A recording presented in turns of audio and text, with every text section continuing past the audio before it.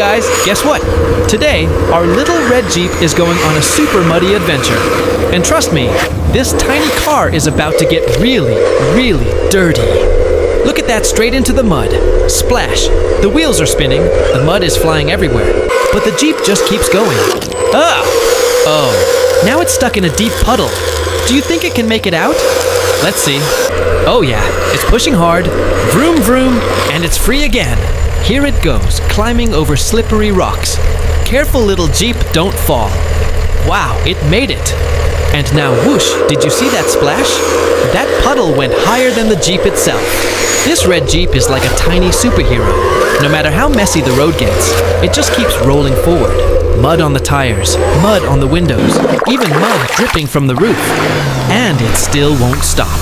Pretty cool, right?